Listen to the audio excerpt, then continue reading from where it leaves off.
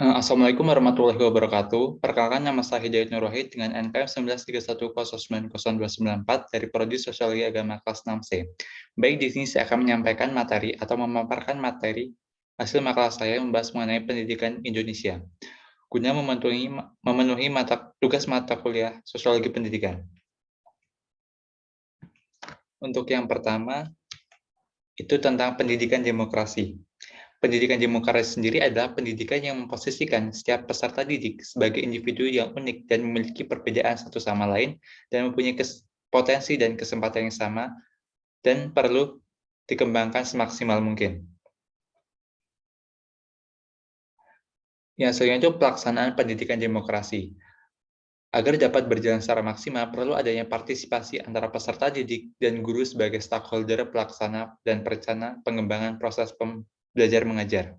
Selain itu, partisipasi orang tua dan masyarakat juga memiliki peranan yang sangat penting dalam merencanakan, mengembangkan, dan melaksanakan proses pendidikan tersebut.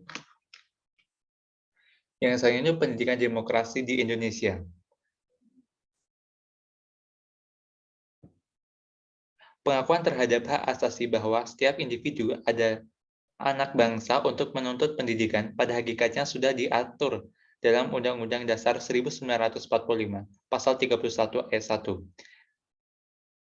yang menyatakan bahwa setiap warga negara berhak mendapatkan pendidikan yang layak. Maka dari itu, negara memiliki tanggung jawab untuk mencerdaskan masyarakat melalui pendidikan.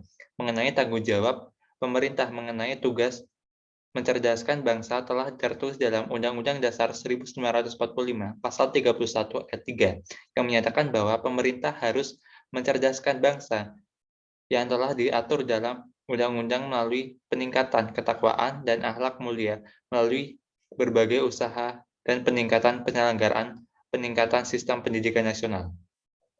Berdasarkan pernyataan tersebut, pada tanggal 8 Juli 2003, pemerintah mengesahkan UU Republik Indonesia nomor 20 tahun 2003 tentang sistem pendidikan nasional, UU nomor 2 tahun 1989 dianggap sudah tidak memadai lagi.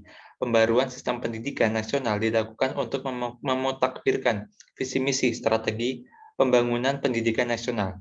Dalam UU nomor 20 tahun 2003 secara tegas memperkuat amanat UUD 1945 pasal 3 tentang pendidikan.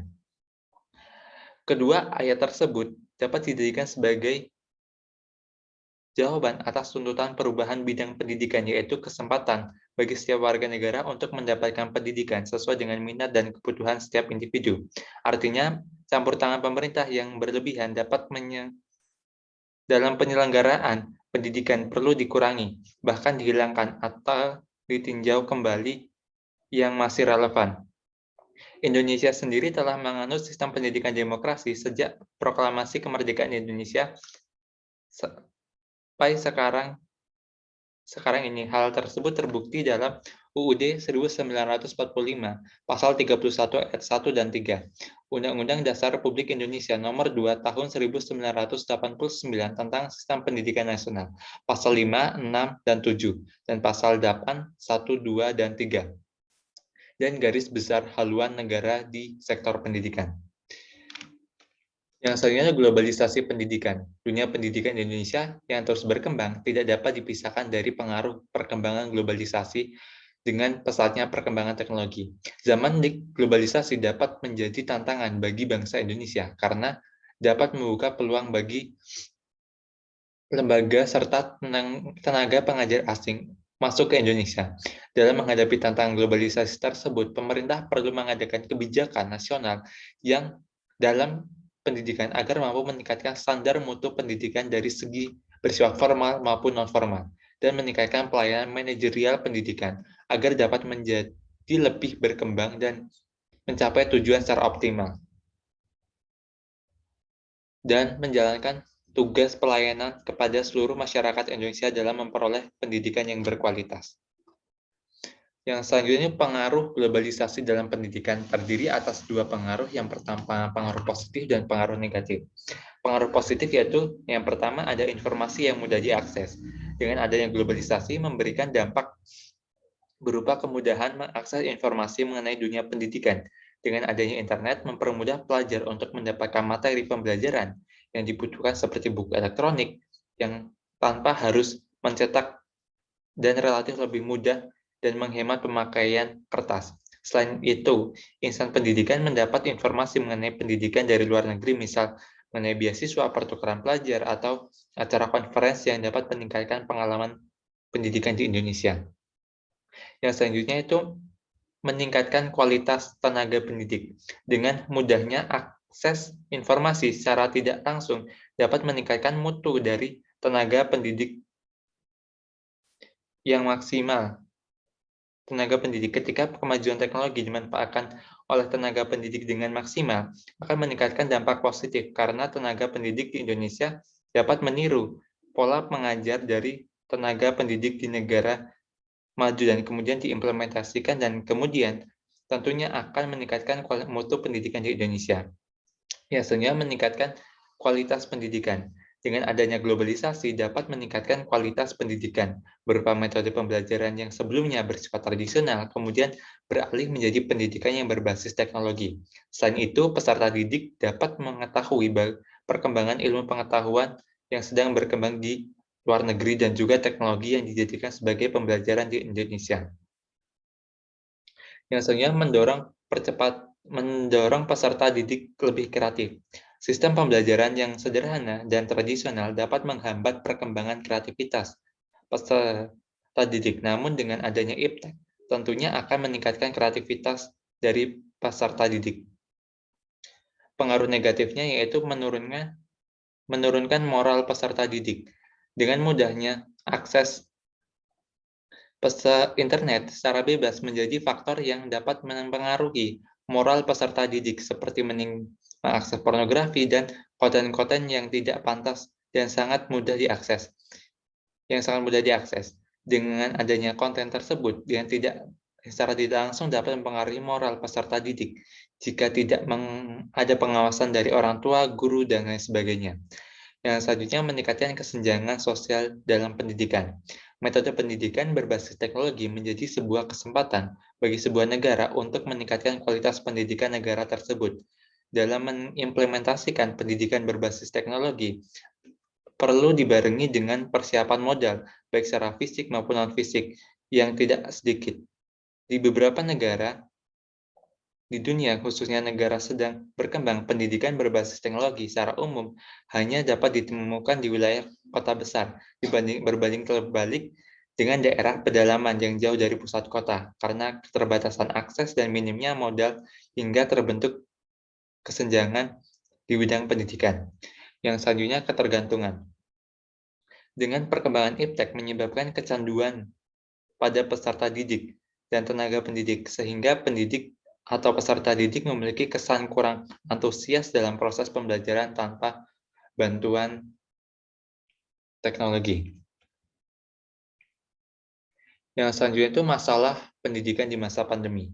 Yang pertama, keterbatasan pendidik dan peserta didik dalam penguasaan penggunaan teknologi informasi oleh pendidik dan tenaga pendidik. Mayoritas guru yang ada di Indonesia karena kurang memahami penggunaan teknologi terbaru. Hal ini didasari oleh guru di Indonesia banyak dilahirkan sebelum tahun 1980-an. Kendala juga datang dari peserta didik yang tidak semuanya melek akan teknologi. Yang selanjutnya, masalah pendidikan di masa pandemi, yaitu keterbatasan sarana dan prasarana pembelajaran jarak jauh karena minimnya persiapan. Dengan adanya pandemi COVID-19 yang datang secara tiba-tiba, tentunya mengubah sistem pembelajaran yang semula dilakukan secara offline, kini dilakukan secara online berbasis teknologi. Tentunya perlu adanya perangkat baru yang harus dimiliki peserta didik maupun pendidik agar dapat mengikuti pembelajaran jarak jauh. Namun, perangkat berbasis teknologi tersebut memiliki harga yang tidak murah, ditambah kondisi kesejahteraan pendidik maupun peserta didik yang kurang memadai, tentunya menjadikan masalah dalam dunia pendidikan di masa pandemi COVID-19. Akses internet yang kurang memadai. Akses internet merupakan alat untuk menghubungkan antara peserta didik dengan tenaga pendidik. Namun, tidak semua masyarakat memiliki akses internet yang memadai untuk melakukan pembelajaran jarak jauh. Terlebih masyarakat yang tinggal di daerah pedalaman yang sulit mengakses internet dan akan menimbulkan masalah dalam pembelajaran di masa pandemi. Selain itu, keterbatasan kota yang kurang memadai untuk pembelajaran jarak jauh.